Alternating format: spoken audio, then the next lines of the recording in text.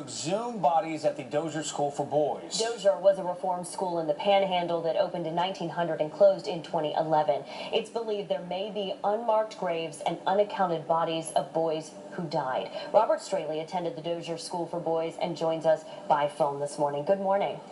Good morning. Thank you for talking with us. What are your thoughts about this decision from the Secretary of State? Well, if it's just a deliberate attempt to stop the process, once again, they're going to try to explain it away on paper. They'll probably come up with the names for the extra 22 or so boys that are buried out there. In his statement, he said that if there was reasons to believe crimes were committed, they could do exhumation. These graves that they have found are of teenagers and preteens. When Professor Kimberly ran her radar machine, she found a row of bodies that were in 3-foot by 5-foot boxes. And I wondered, how old does a boy have to be to fit in a 5-foot box? And that was age 11 and down.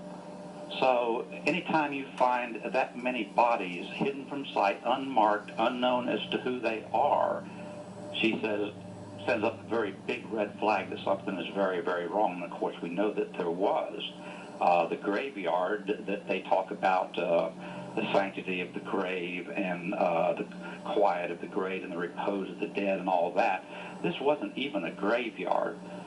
Most of the graves were found outside of the marked boundaries, and the state of Florida had already destroyed that graveyard once by plowing it over. Evidently, they needed this, couldn't be more than 40-foot square, to put more beams in, so they took the crosses out and plowed the land, and they were stuck back in years and years later. Well, Mr. Straley, 10 seconds or less, can we ask you this, now that you know this is what they came out with, the quote from last night, what do you and others plan on doing?